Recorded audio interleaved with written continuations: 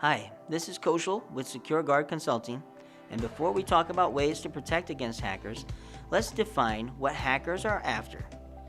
To start with that definition, let's call hackers what they really are: criminals. They are criminals that are seeking to steal something from you. Data, information, money as examples.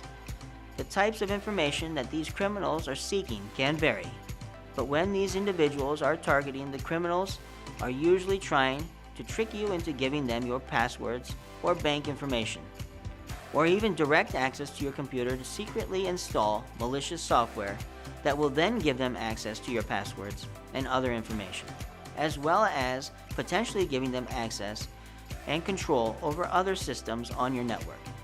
Sophisticated hackers can actually sit on your computer just as you are right now, with access to both your microphone as well as your video camera.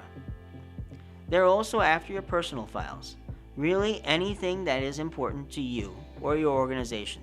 Sometimes they use your computer to hack other computers.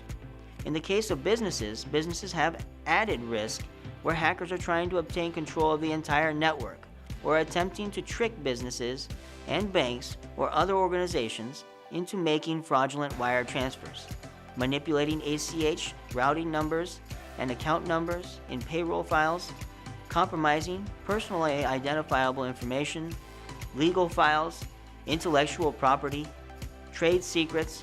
The list goes on and on.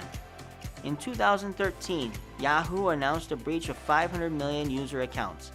In 2016, ransomware, like we talked about in the first presentation, has increased by 500%. Ransomware is where, after downloading an attachment or clicking on a malicious link to your computer, all of your files are then encrypted and no longer accessible. In a ransomware attack, the hacker will then provide you with a mechanism to pay the hackers to release that file, typically in a currency called Bitcoin. When releasing the file after you've paid the Bitcoin, they will decrypt your computer. So obviously in this case, hackers are after money. Sometimes hackers are simply out to create disruption. For example, the Mirai botnet that was just seen in the beginning of October of 2016. Anything that's important to you or your organization is a target for hackers.